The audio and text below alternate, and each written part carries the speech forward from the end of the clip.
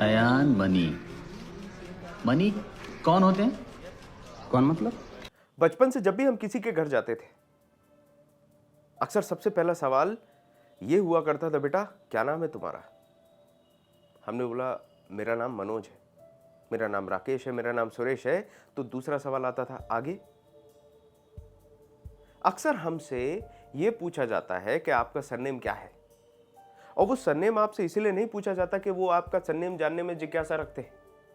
असल मायने में वो आपकी जाति जानना चाहते हैं, और ये चीजें आपको आपके घरों में देखने मिलती होंगी। मैं आपसे ये कहूंगा कि आप इस चीज को एडमिट ना करें, लेकिन अपने दिल में एक बात मान लें कि आपके परिवारों में, आपके घरों में इस तरीके से चीजें चलती हैं। छोटी जात, बड़ी जात, ब्राह्मण, वैश्य, शूद्र, क्षत्रिय, इस तरीके के जो कॉन्सेप्ट्स हैं और उनके अंदर की जो खाप गोत्र जातियां हैं, ये सारी चीजें हमारे परिवारों में चलती आई हैं। इसी का एक भयावह या फिर एक अजीब सा रूप देखने मिलता है जब एक जातिवाद वाली बातें या फिर वो जाति व्यवस्था वाली बातों से भरा हुआ बच्चा बड़ा हो जाता है। हाल ही में मध्य प्रदेश में एक वीडियो आया जिसमें कहने को ऊंची जाति, एक ब्राह्मण समाज का आदमी एक SC/ST, एक शेड्यूल ट्राइब के आदमी के ऊपर पेशाब कर देता है। वीडियो को ब्लर कर दिया गया था, लेकिन आप समझ पा रहे होंगे कि वीडियो की डायनेमिक्स क्या थी। आखिर एक आदमी दूसरे आदमी के ऊपर मूत्र विसर्जन कैसे कर सकता है? कैसे सिखाया गया होगा या उसको कैसे कन्विंस किया होगा कि तुम एक आदमी के ऊपर कुछ भी करोगे और तुम वो कर सकते हो, it is right for you. उसकी इथिक्स और मोरालिटी उसको इस चीज को करने से रोक नहीं रही थी। उसको ऐसा सिखाया गया है कि जो तुम कर रहे हो वही सही है, वही सटीक है। आपने वो वीडियो देखा होगा। मजेदार बात यह है कि ये चुनावी साल है मध्य प्रदेश में। अब चुनावी साल होने की वजह से इस तरीके की कोई भी गतिविधि होती है तो सरकार तुरंत इसके ऊपर कदम उठाती है।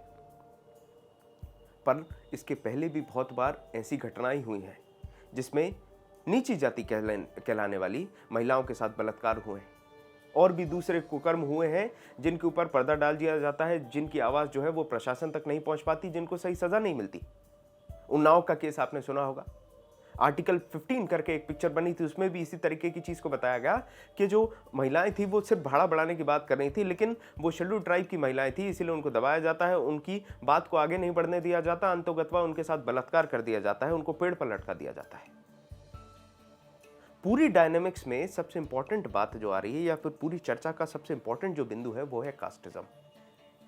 ये जाति व्यवस्था कहने को तो बाबा साहेब ने काफी प्रयास किया और कुछ हद तक इस चीज को कम किया गया। वो जो दलित और हिंदू का फर्क था उसको कम किया गया। गांधी जी भी 1932 के बाद से लग गए थे, वो भी कह रहे थे कि नहीं, हम हरिजनों का उत्थान करेंगे, उनके लिए व्यवस्था बनाएंगे। पर आज आप देखते हैं तो 2023 चल रहा है, और आज भी हमारे घरों में जब आप या फिर कोई नया आदमी जाता है तो उससे उसका सरनेम पूछा जाता है या फिर उसकी जाति उससे पूछी जाती है।